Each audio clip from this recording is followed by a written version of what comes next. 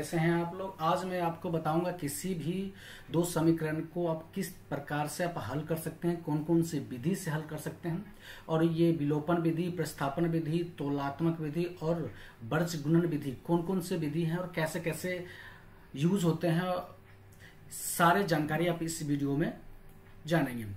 ये सारी विधि सीखने के लिए आपको इस वीडियो को शुरू से लेके अंत तक देखना है। अगर आप नए हैं मेरे चैनल पे तो चैनल को सब्सक्राइब करें, वीडियो अच्छा लगे तो लाइक करें, वीडियो को जरूर शेयर करें। और आपको वीडियो से रिलेटेड कोई भी कमेंट है, क्वेश्चन है, इशू है, कुछ भी हो तो आप कमेंट करें। ठीक है, चलिए शुरू करते हैं। वन बाय वन आपको मैं एक एक एग्जांपल ले लेके मैं आपको बताते चलता हूँ विलोपन विधि क्या होता है। और सबसे पहला विलोपन विधि है। विलोपन विधि से ऑलरेडी इसके जो विलोपन वर्ड है इसी में छुपा हुआ है विलुप्त। विलोपन का मतलब होता है विलुप्त करना, किसी एक टर्म को विलुप्त कर देना, उसको विलोपन विधि कहते हैं। मान लेते हैं हम जैसे ये समीकरण 1 है और ये समीकरण 2 है। अब विलोपन विधि से हमें x और y की वैल्यू अगर निकालना हो तो हम क्या करेंगे, एक टर्म को विलुप्त कर देंगे, चाहे इस टर्म को विलुप्त करें चाहे ये टर्म को विलुप्त करें। तो सपोज 3 दोनों इक्वल है तो इस टर्म को हमें विलुप्त करना है। ठीक है, तो एक टर्म को विलुप्त करने के लिए हम क्या करेंगे, समीकरण 1 और 2 में 2 को घटाएंगे। क्या करेंगे, घटाएंगे, घटाव करें। ठीक है, तो समीकरण 1 और 2 को घटाव करेंगे तो समीकरण 1 -3x - 3y = 7। दूसरा समीकरण है 3x - 3y = 15। हमने y टर्म को विलुप्त करना है इसलिए हमने कोई मल्टीप्लाई नहीं किया है। अगर x टर्म को हम विलुप्त करना होता तो इस दोनों को इक्वल करना होता, क्योंकि 3y इक्वल है इसलिए हमने कोई मल्टीप्लीकेशन नहीं किया। हमें x को माइनस करना, y को माइनस करना इसलिए। ठीक है, अब यहाँ पे हमें घटाव करना, माइनस करना, तो माइनस मतलब घटाव में करेंगे तो साइन चेंज हो जाएगा। तो यहाँ प्लस है तो माइनस होगा, ये माइनस है तो यहाँ पे प्लस हो जाएगा, और ये प्लस है तो यहाँ पे माइनस हो जाएगा। ठीक है, आगे चलते हैं। देखिए 3x में से एक x गया तो कितने हो जाएगा, -2x।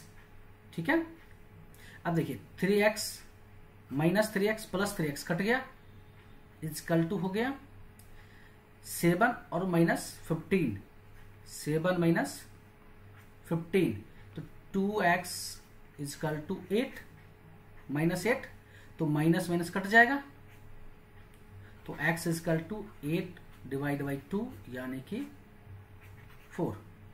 x का वैल्यू निकल गया, x = 4। ठीक है, अब x का वैल्यू निकल गया तो किसी भी एक समीकरण में मान को डालने से y का वैल्यू निकल जाएगा। समीकरण 1 में x का मान डालने पर, ठीक है। अब समीकरण 1 क्या है, x - 3y = 7।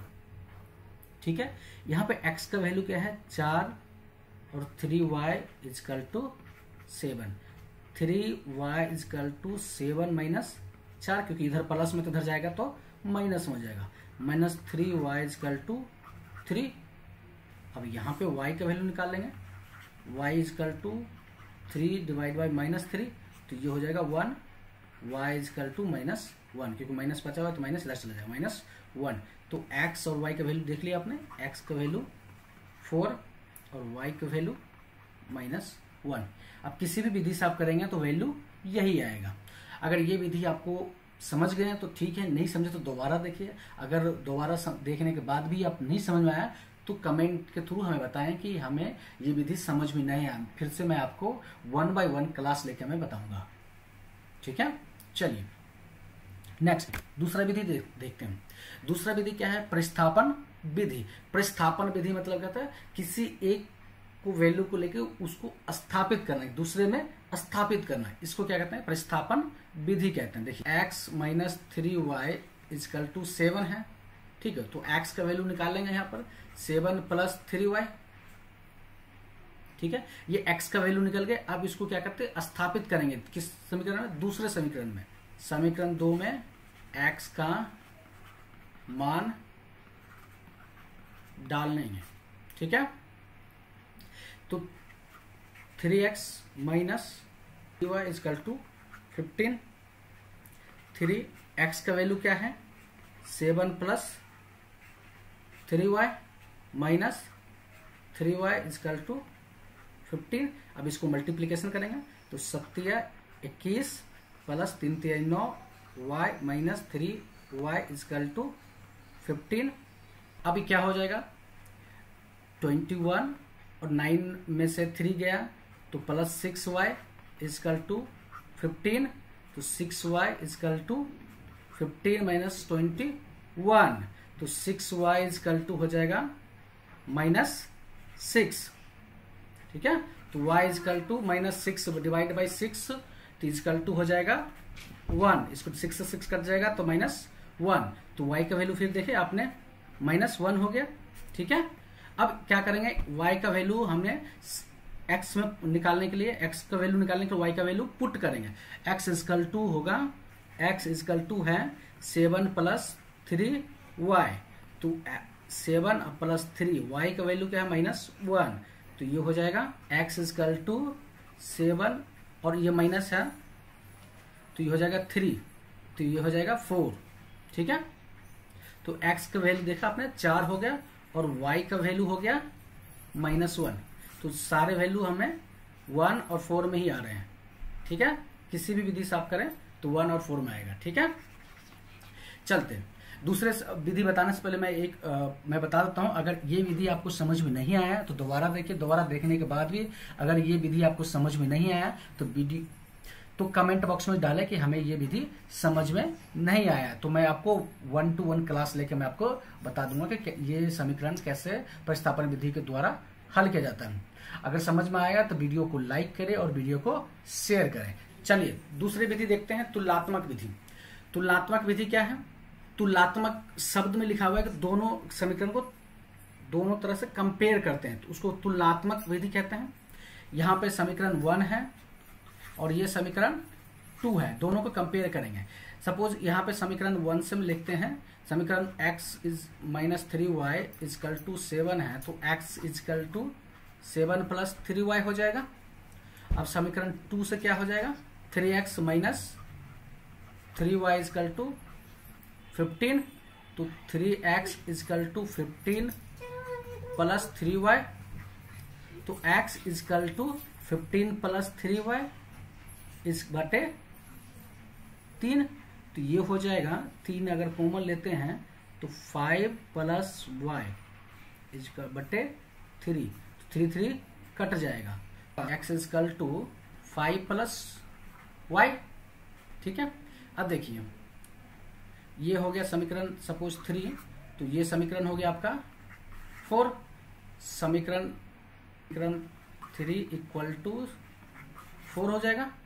दोनों x equal to left hand side, देखिए लेफ्ट हैंड साइड दोनों इक्वल है और right hand side automatic equal हो जाएगा क्योंकि लेफ्ट हैंड साइड अगर इक्वल होता है तो राइट हैंड साइड इक्वल हो जाएगा, ठीक है। तो ये हो जाएगा 7 plus 3y is equal to 5 plus y, ठीक है। अब देखिए टर्म को एक तरफ करना है और नंबर को एक तरफ करना है। 3y इस y को इधर करेंगे तो माइनस वो y, ये 5 इसको इस तरफ ले जाएंगे तो -7, ठीक है। तो ये हो जाएगा 2y -2 तो y is equal to -2 divide by 2 is equal to -1 तो y की वैल्यू यहाँ पे 1 आ गया -1, ठीक है। तो हैं x की वैल्यू निकालना है तो x इजकल टू क्या है 5 प्लस y है तो x इजकल टू 5 प्लस -1 तो x is equal to 5 -1 x is equal to 4, ठीक है। तो x और y का वैल्यू आपको यहाँ देख लिया आपने, कहीं भी अंतर नहीं हुआ है। तो x का वैल्यू 4 हो गया और y का वैल्यू -1 हो गया, क्या। अगर ये विधि आपको समझ में नहीं आया तो दोबारा देखिए। दोबारा देखने के बाद भी समझ में नहीं आया तो कमेंट बॉक्स में जरूर डालें कि हमें समझ में नहीं आया है। तो मैं आपको 1-to-1 क्लास लेके आपको मैं बताऊंगा तुलनात्मक विधि क्या होता है और कैसे किसी भी समीकरण को हल इसमें करते हैं। अगर वीडियो आपको अच्छा लगा तो वीडियो को लाइक करें, वीडियो को शेयर करें और चैनल को सब्सक्राइब करें। चलिए नेक्स्ट विधि देखते हैं, वर्ज गुणन विधि है, ठीक है। बीजगुणन विधि से हम किसी भी दो समीकरण को कैसे हल कर सकते हैं, उसे एक्स और वाई की वैल्यू कैसे निकालेंगे, ठीक है।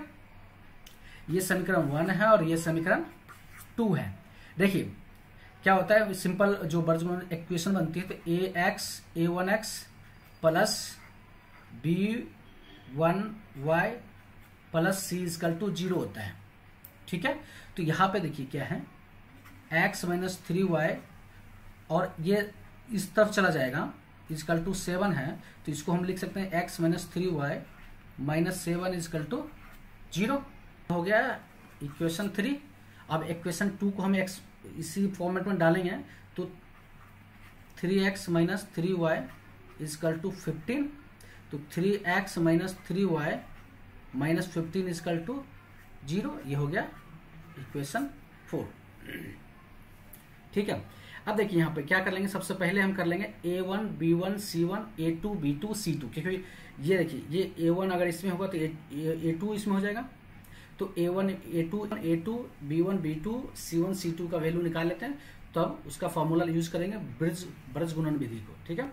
अब यहाँ पे a1 कितना है, a1 जो है देखिए यहाँ पे a1 क्या है, a1 x है, तो ये x है, तो यहाँ पे कुछ नहीं है यानी कि 1 है, तो ये हो जाएगा 1। और b1 क्या है, देखिए b1 क्या है, b1 माइनस 3 है, क्योंकि ये प्लस में आना चाहिए, तो यहाँ पर अगर माइनस कर देंगे तो ये प्लस हो जाएगा, तो minus b1 equal to minus 3, ठीक है। और c1 इक्वल टू कितना हो जाएगा, c1 इक्वल टू माइनस 7, ठीक है।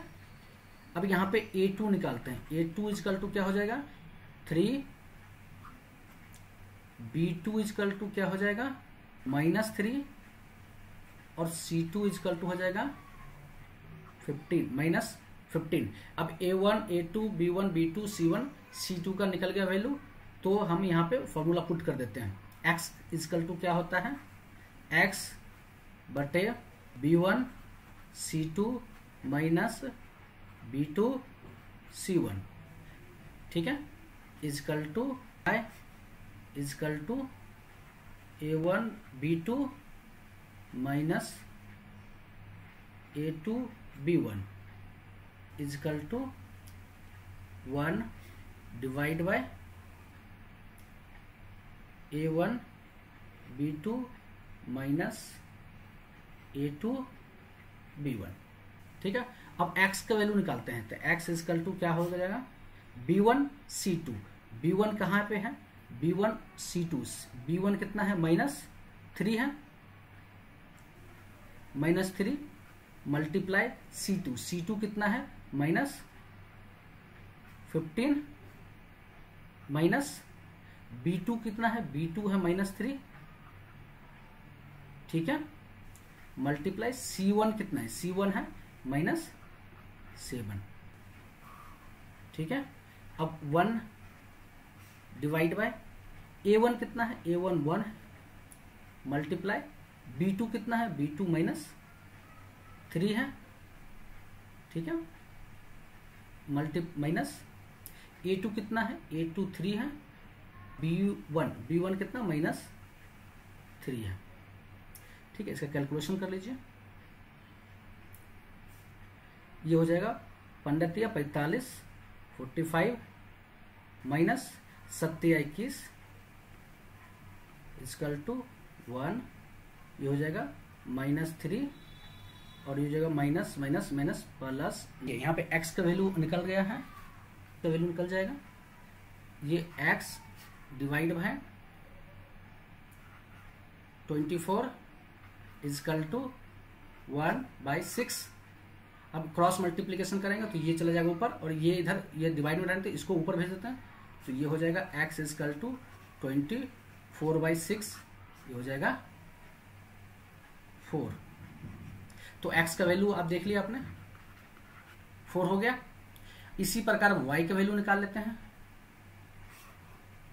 जगह छोटा है तो मैं आप y का वैल्यू यहाँ पे छोटा करके निकाल कर मैं बताऊंगा, सेम उसी प्रकार है, तो y यहाँ कर लेंगे, y divide by a1 b2, a1 कितना है 1 है, और b2 कितना है माइनस 3, तो a1 1 माइनस 3 1 -3 हो जाएगा।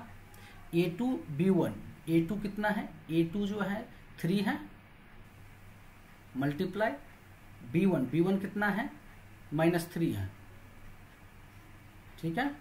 और 1 डिवाइड बाई ये वाला पार्ट तो निकाल चुके हैं, तो 1/6, ठीक है। डिवाइड बाय ये हो जाएगा, देखिए -3 है तो ये हो जाएगा -3, और ये हो जाएगा 3 3 9 -9 और माइनस प्लस 9 1/6, तो ये हो जाएगा, तो y इजकल y/, ये हो जाएगा 6 और ये 1/6, नीचे नीचे कट गया तो y इजकल टू 1, ठीक है। अब इस तरह से आप निकाल सकते हैं, ठीक है। तो सब में देख लेंगे आंसर सेम ही आया है, कहीं पे आंसर गलत नहीं आया है, ठीक है। के लिए आपको धन्यवाद। अगर वीडियो अच्छा लगा तो इस वीडियो को लाइक करें, शेयर करें और अपना ओपिनियन कमेंट बॉक्स में जरूर डालें। अगर आप नए हैं तो चैनल को सब्सक्राइब करें। धन्यवाद।